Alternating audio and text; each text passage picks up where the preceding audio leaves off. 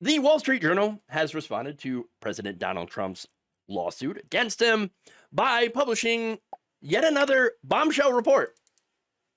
It's kind of a indication that they're ready to fight. Good. Now, this report said that Trump had actually known for some time that his name appeared multiple times in the Epstein files. The Murdoch-owned publication reported that the Justice Department officials had seen Trump's name several times while reviewing what Attorney General Pam Bondi had described as a truckload of documents related to the disgraced financier and sex trafficker. Bondi had then informed Trump of her findings in May. So months. She knew for months. She added that many other high-profile figures had also been named, and the outlet added that being mentioned is not a sign of wrongdoing. That, of course, is the Wall Street Journal covering its bases and saying, look, we're not defaming the president. We just said that his name's in the files. You know how you could dispel that, right? By releasing all the files, of course. So, look, yes, it might not be a sign of wrongdoing having your name appear in it, but that doesn't mean that there wasn't wrongdoing, and that doesn't mean that Trump wasn't involved in said wrongdoing. I guess the only way to find out is to see the files for ourselves. Now, officials said that the files had unverified hearsay about many people who had socialized with Epstein in the past, including Trump. They added that they were not planning on releasing any additional files because they had contained CP and victims' personal information. Well, you can go and redact that stuff out, you know. I mean, that's important, protecting victims. Nobody wants to see that stuff. That's why you can redact it. And then just release the stuff that implicates people like, whatever politician, whoever, it doesn't matter. It doesn't matter. They're a Democrat, they're a Republican, doesn't matter. They're a donor. Just need to know so that, I don't know, we can actually go after those people if they harmed children. But here's the thing, though. This story seems to confirm that the FBI was scouring these files for Trump's name. I mean, how else would they find him? They've been reviewing them. And so, if he's known since May, then it's very likely to me, seems logical, that he would be the one who have ordered the FBI to scrub his name from those documents and then had ordered Bondi to lie and to say that, oh, no, the client list doesn't exist. Oh, we already released everything that we know. It turns out there's really nothing in there. Oh, okay. He also probably pressured Congress to adjourn for the summer, to do their summer recess, so that they could avoid a vote to release the files for at least the next month or so. Maybe to give those agents enough time to finish the job of scouring Trump's name from these documents. Feels like a cover-up. And I know the Journal isn't saying that he did anything wrong. Again, for legal reasons.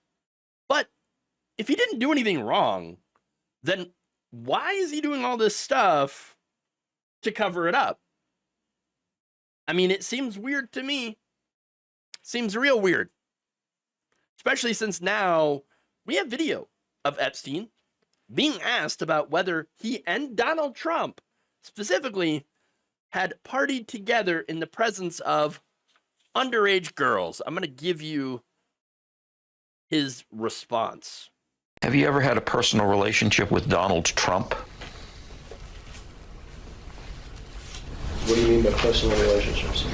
Have you socialized with him? Yes, sir. Yes? Yes, sir. Have you ever socialized with Donald Trump in the presence of females under the age of 18? Though I'd like to answer that question, at least today, I'm going to have to assert my 5th, 6th, and 14th Amendment rights, sir. Interesting. Nothing shady going on there. Oh, no, of course not. No. I know. Not only that, but on July 15th, during a gaggle with the reporters, the White House and ABC News journalists had asked directly, this is Trump, did Bondi tell you at all that your name appeared in the files? His response was, no, she's given us just a very quick briefing, and added that Bondi had really done a very good job handling the Epstein situation. Oh, yeah, did a real good job, by letting him know ahead of time your name is in it so that they can go and get rid of his name. Now, of course, the White House pushed back. You have White House Communications Director Stephen Chung calling this a quote-unquote another fake news story, just like the previous story by the Wall Street Journal. That whole birthday card Trump wrote about, with this weird conversation, imagined conversation between the two. Yeah. Real strange stuff. But Chung says, if there's any truth at all on the Epstein hoax as it pertains to President Trump, this information would have been revealed by Comey, Brennan, Crooked, Hillary, and other radical left lunatics years ago. This is yet another example of fake news. Had they done so, would anyone have believed it? Trump wouldn't have. His supporters probably wouldn't have. So, yeah, that argument, I'm not exactly agreeing with that argument there. Okay, but here's the thing. This is pretty damning. All the stuff that we're seeing just keeps getting worse and worse and worse. And the more Trump denies it, the worse it gets. Which is ironic, okay? Because he campaigned on this, okay? And he campaigned on this simply because of the fact that many of his supporters somehow believed that the files would expose only the Democrats and the elites. Thing is, if there are Democrats on that list, I don't care. Release it anyway. Yes, it doesn't matter who did the wrongdoing. If you harmed a child, then you should be prosecuted. Simple as that. And it's pretty clear that the ones who are going after and abusing children the most are members of the right wing, members of the clergy, Republican politicians.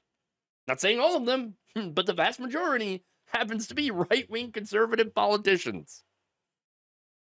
So, if you actually do care about going after predators, sex traffickers, etc., then you wouldn't be concerned about the politics of the person that's involved and whether or not, you supported that person. Unless you have been conditioned to believe that only trans people and drag queens are able to be predators. And in that case, if you still believe that, then your brain has been completely rotted by right-wing slopaganda.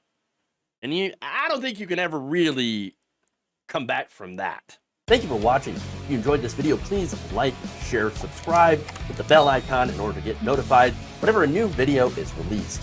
And if you want to support independent, progressive media through this difficult time where it seems like everybody is shutting down, you can become a member on our YouTube page, you can become a subscriber on Facebook, or you can go to my Patreon. It's patreon.com/Jeff Waldorf. Thank you.